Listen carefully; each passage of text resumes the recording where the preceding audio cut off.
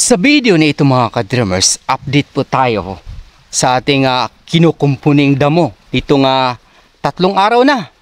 Ano na ba yung nangyari? Ano na ba yung progreso ng ating pagsusumikap nitong nagdaang mga araw? Ito na mga ka-dreamers.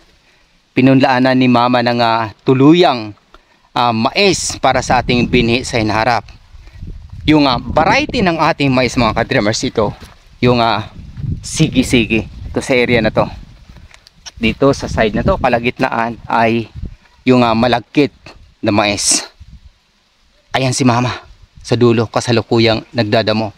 Lakad pa tayo mga ka-dreamers para makita natin yung kabuuhan ng ating pagsusumikap dito sa lugar na ito.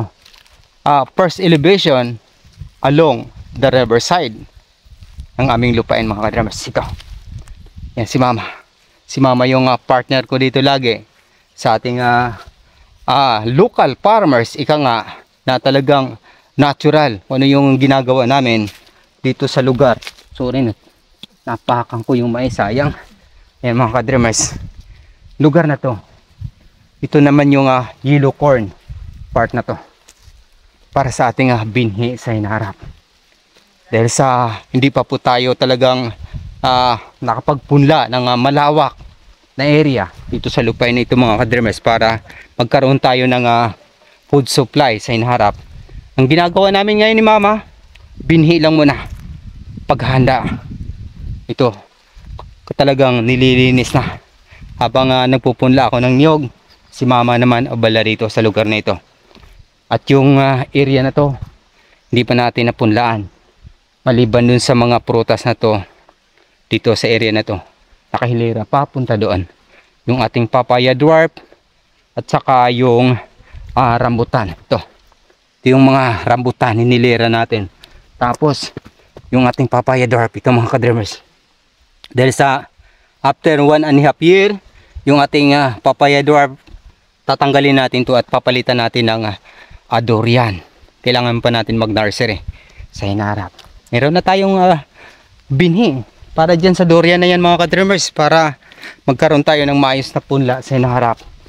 Maayos na area para sa ating mga punla. Maganda tingnan, ika nga, kapag sumibol na at saka namunga na.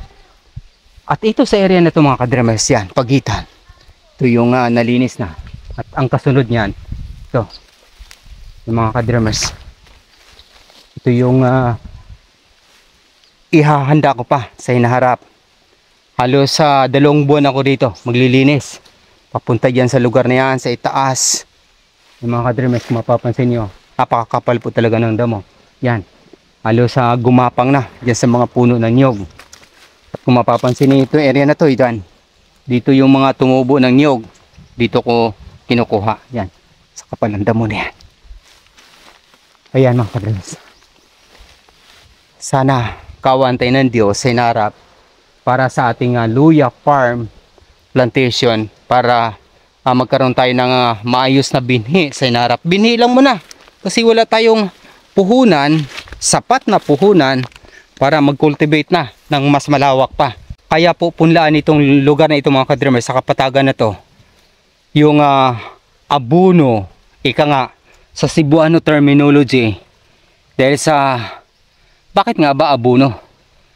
Dahil sa yung mga matabang lupa mula doon sa kabundukan, dito po siya natitipon sa kapatagan na to, sa lambak na to, bago tuluyang maano dyan sa mga ilog. Pero karamihan dito talaga naiimbak sa lugar na ito, sa malawak na kapatagan na yun mga ka-dreamers.